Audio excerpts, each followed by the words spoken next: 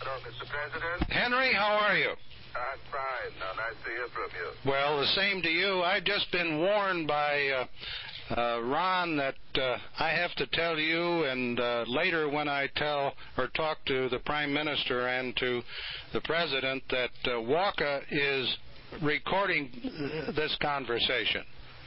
You don't have any objections, I trust. No, I don't have any objections. Well, I think they wanted it for historical purposes. Right. Well, let me say, Henry, very, very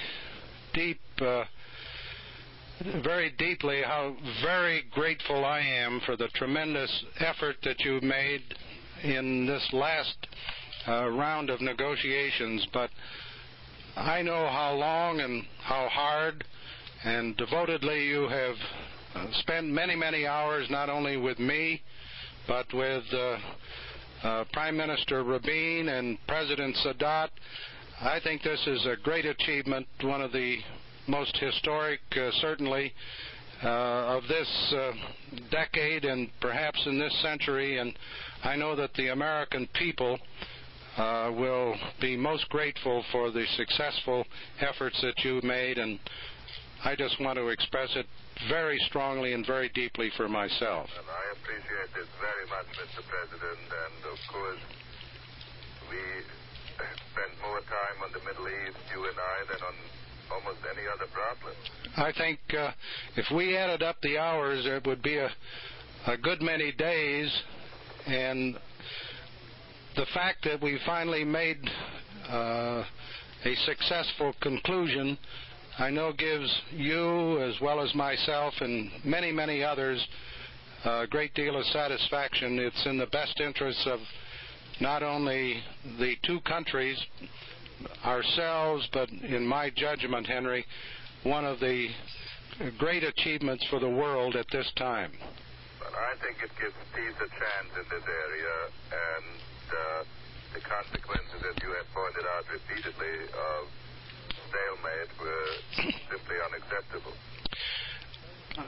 I'm sure there will be some critics, but I think in all honesty, they have to understand what the alternatives would have been. Exactly, Mr. President. That is the problem, that the continuation of this stalemate would have had both military and economic consequences for the world that we have to do something about. Are you, you're leaving very shortly, as I understand, for the actual initialing? I'm going to see Prime Minister Rabin now, and then we're going to initial the documents. Right. And then shortly after that, I'll go to Egypt to meet with President Sadat and participate in the initial of the documents there. You'll actually carry the documents with you to Alexandria then? Exactly. Documents and maps. Well, I'm going to call the Prime Minister after talking with you, and I'll express to him my appreciation, but if you'll do it in person for me, I would also be very grateful. I will do that, Mr. President, and I look forward very much to seeing you on Thursday. You're getting in Wednesday night, as I understand. That's right. I'm getting in Wednesday night about 9 or 10 o'clock. Well, I will be at the airport to meet you. Aren't you nice? And it is arranged for us to have a bipartisan leadership meeting on Thursday morning at 8 a.m. Good. And I'm sure that their reaction will be the same as mine, that this is a great achievement for not only the parties involved, but for the world as a whole. And I just can't express deeply enough my appreciation for your own magnificent efforts in this area. Well, Mr. President, we work together on this, and your strong support and your leadership in your talks with Sadat and Rabin made this possible. Well, you go over there and participate with the Prime Minister, give him my best, and at the same time give Nancy my very best. Thank you, and the best to Betty. Thank you very much, and we'll see you Wednesday night. See you Wednesday night. Okay, thanks, Henry. Bye. Hello? Mr. Prime Minister, how are you, sir? I'm fine, Mr. President. How are are you? I'm excellent, thank you. And I just finished talking with Henry, and I understand he's coming over to meet with you very shortly for the actual initialing. And let me congratulate you for the superb efforts that you've made under most trying circumstances. I think your role has been one of great statesmanship under terribly difficult circumstances, and I congratulate you and compliment you on the achievement of, I think, an outstanding negotiation that's culminated in a document that will lead to great progress in the Middle East for the benefit of the world as a whole. Mr. President, thank you very much for your kind words. It was not an easy decision. There were complicated negotiations. But we have decided this time to take risk, and I stress to take risk, for an opening for peace. I hope that what we have decided will set a new pattern in the area. And we all hope here that the agreement will really lead to more tranquility in the area and to bring closer the positions of at least Egypt and Israel. I would like to thank you very much for the role that you personally, the United States, and your envoy, Dr. Kissinger, have served in the achievement of this agreement. Well, I thank you very much, Mr. Prime Minister, and let me assure you that you can count on us to continue to stand with you. We have a close relationship, and it will continue as we move forward under the basis of this outstanding agreement. You have laid a solid foundation with this agreement, in my judgment, on which we can build for real peace efforts in the future. Well, we all hope for it here, and we really hope that it will be a beginning of something which we have not yet experienced in this area. And we hope that the other side, the Egyptian side, feels the same. Well, you can rest assured that we will work with you to make certain that the agreement is carried out not only in the spirit but in the letter, and that we expect to continue the relationship that we have had over a good many years, your country and ours.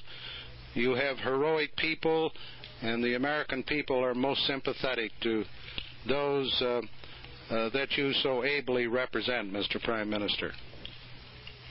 Mr. President, as you are fully aware, we appreciate very much you. We appreciate very much the special relations that have so significant in the past and at the present between our two countries.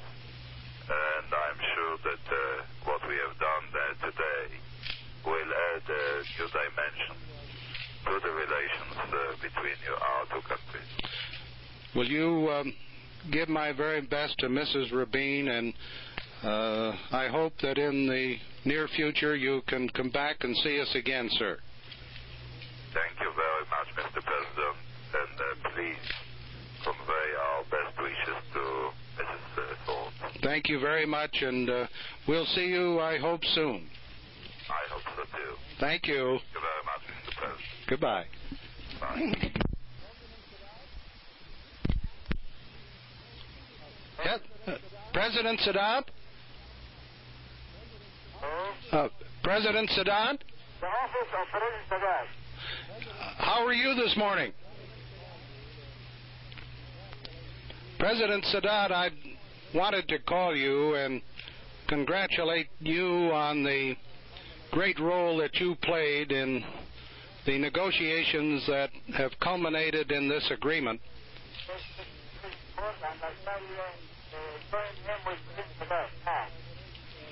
Unfortunately, I don't hear you too well, Mr. President. I hope that my conversation is coming through more clearly. Let me express most emphatically on behalf of my government the appreciation for your statesmanship despite adversity and some criticism, the spirit with which you have approached the need for an agreement. I am most grateful for the leadership that you've given, and I look forward to continuing to work with you in... Hello? Huh? Can you hear me, Mr. President? Yes, I can hear you very well. Well, I know that you and I recognize that stagnation and stalemate in the Middle East would have been potentially disastrous, and your leadership in working with Secretary Kissinger and with the Israelis, all of us are most grateful for. And as we continue to work together, personally as well as government to government... Hello? Hello? Hello? Yes, I can hear you, Mr. President. Hello?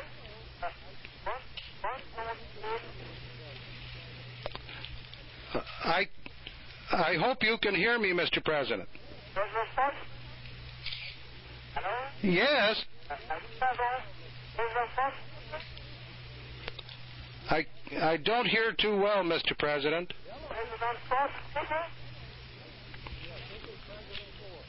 Hello? Yes, this is President Ford. The connection, unfortunately, is not too good for me to hear your comments, Mr. President.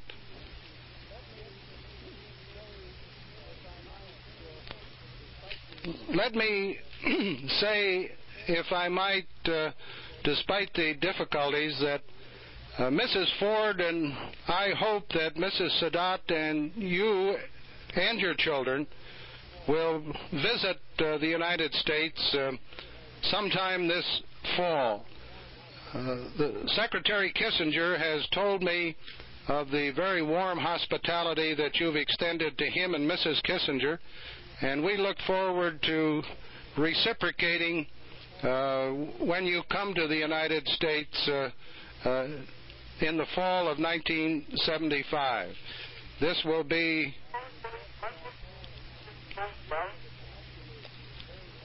I regret that I can't hear. The connection is very bad. I hope that you can hear me and my comments from the United States.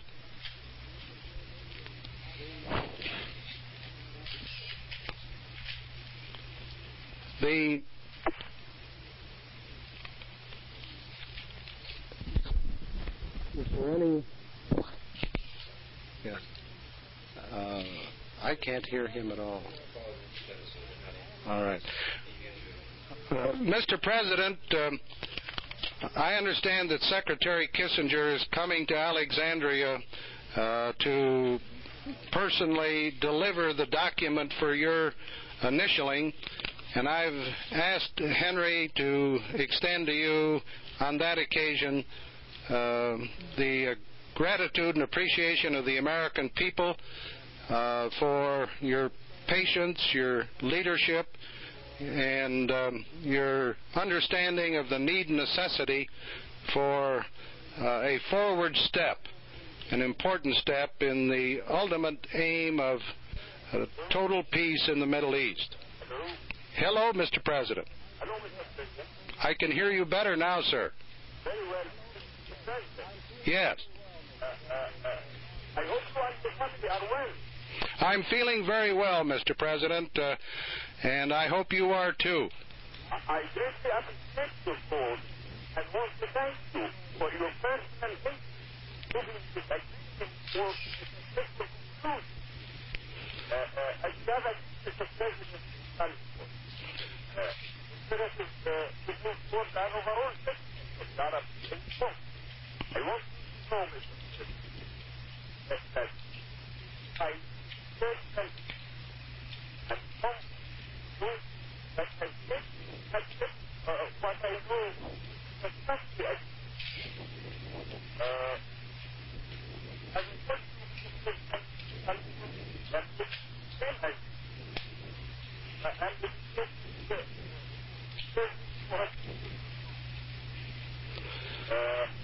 but also so I can tell you, however,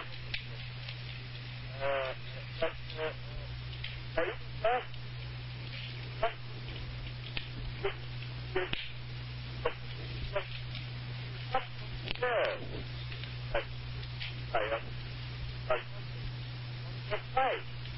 I hope that this is going to address this effort, right? And but that's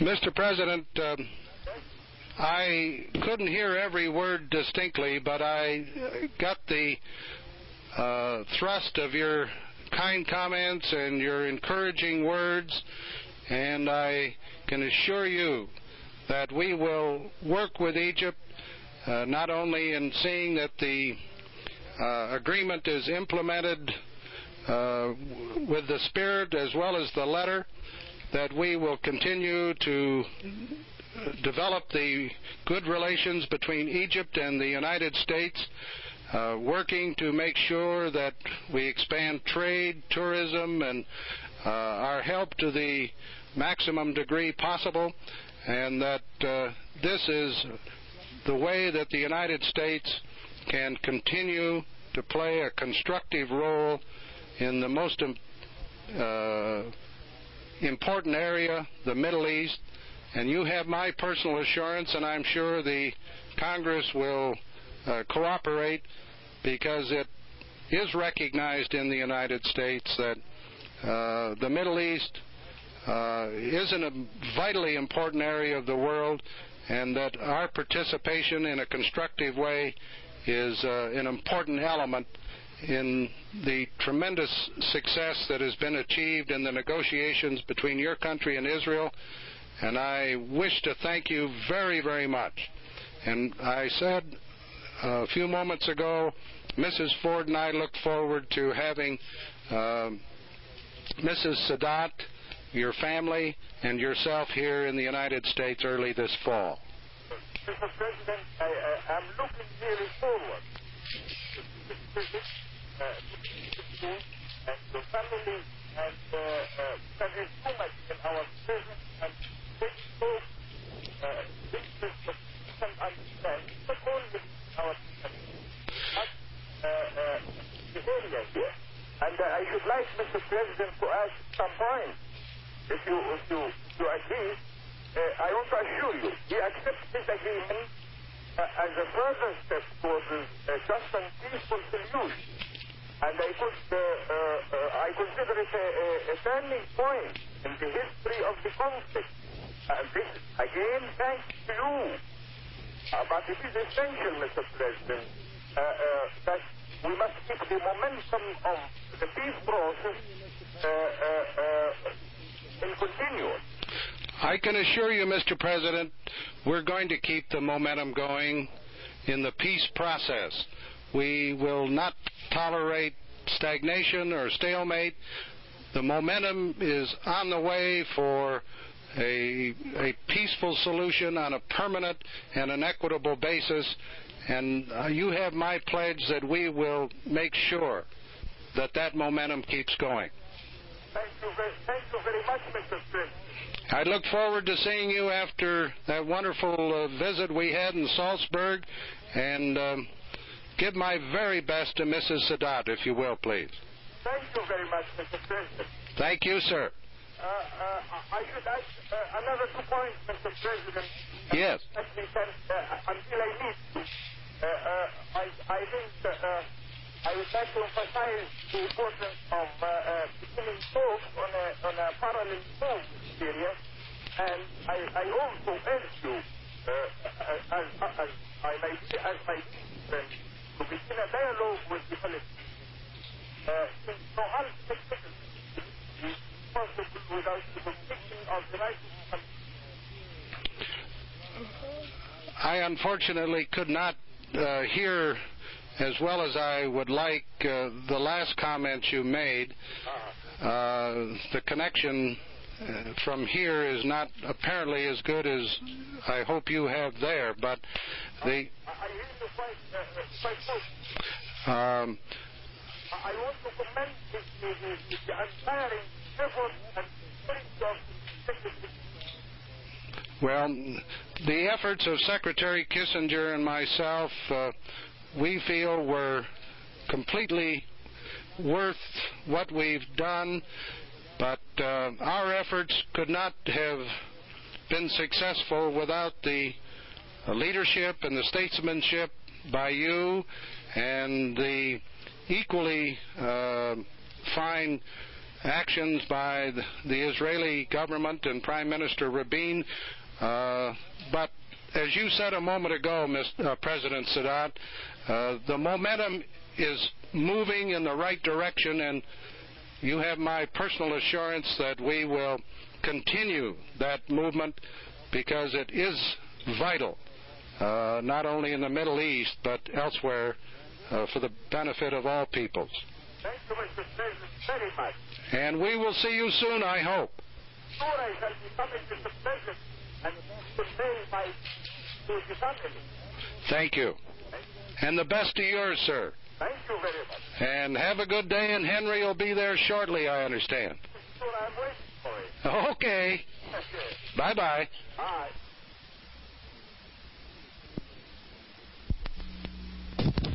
When we go, we like to get everything done we can. Well, I understand there's a statement to be released from the White House that points out the strong feelings that I have that this negotiation, culminating in the agreement, is a great success in not only preventing stagnation and stalemate in the Middle East, but more importantly, getting the momentum going for what all of us hope will be a continued effort to expand the permanent peace that all hope for, that would conform, of course, to the resolutions in the United Nations 242 and 338. I suspect there can be anticipated some criticism, but I respectfully suggest that if we had not achieved this historic settlement, the alternative would have been turmoil, increased tension, obviously greater dangers in the Middle East for a renewal of the kind of tragic conflict that took place in 1973. By the agreement between Israel and Egypt, the momentum has been continued, and I'm convinced that when the Congress and the American people see what has been achieved and objectively look at the alternative of no success, that the Congress and the American people will support our role. What sort of criticism do you anticipate? I'm not sure there will be too much criticism, but there will be some legitimate questions asked, such as what is the anticipated role of the limited number of American technicians, civilian experts. I can assure the Congress and the American people that The number will be in the range of 100 to 150. They will be civilians. They'll be technicians. They'll have no military role. They will be in the United Nations zone. So this contribution by the United States, I think, is a constructive one and not one that has great peril or danger. The United States will, of course, contribute assistance to Israel, and we will continue our aid to Egypt. This, I believe, is another constructive effort by the United States to this peace agreement, this effort to, in the long run, provide a permanent, fair, and equitable settlement of the many differences in the Middle East. If Congress should not approve the stationing of technicians there, will the agreement fall apart? It would have a very serious impact because the contribution of the United States is important, and those technicians are a vital ingredient in assuring both Egypt and Israel that the agreement will be upheld. So a turn down by the Congress would have serious repercussions. What will be their role, Mr. President? They're not acting as policemen to enforce the agreement, are they? They are not. They are going to be stationed in what you can call warning stations. And their role will simply be that of a technician and have no other responsibilities. Mr. President, has there been any Russian comment on the presence of the technicians themselves is distinguished from some criticism I've read of having the early warning teams outside of the UN zone? Well, I have read of some questions being raised. I have not had any direct, or I have not seen any, and I don't believe there is any direct objection. Well, Mr. President, why is it necessary to have Americans to do that? Can't other people be trained to do that? Or is it more than just the technical skills they'll bring to that makes it important? Well, it is a very very sophisticated technical knowledge, and we have Americans who are trained and who can carry on that responsibility. And I believe that both Egypt and Israel have faith that ours will perform that function in a responsible and fair way. But I suppose the criticism that's going to be leveled against that is that by putting those people there, you increase the danger that they could become hostages and the United States could be drawn in a direct way into a new conflict. Is that part of the reason they are there? They are not there for the potentiality of being held hostage. They are there to perform a technical responsibility, and I have no fear that they can or will be held hostage under any circumstances. One question, Mr. President. There has been some talk about the figure of $3.1 billion in aid to Israel. Is that an accurate that is not an accurate figure, and our aid will be significant. But I would not at this point wish to comment on the precise dollar total. What's the next step in the Middle East? Do you anticipate working on the Syrian-Israeli agreement now? I can only say that this is a step in the overall settlement. The precise next step has not yet been discussed. I will, of course, talk to Secretary Kissinger on his return, but having achieved this, I can only say our overall objective fits in with the two UN resolutions, 242 and 338. Thank you very much. Picture on your dealing with Congress of oil veto. No. Expect that it will lead you to vetoing the bill. I wouldn't want to go beyond what we said. When was it? Friday morning. I am encouraged. I am always optimistic. But until Congress returns and until we hear from the Democratic leaders, I don't believe I should comment further.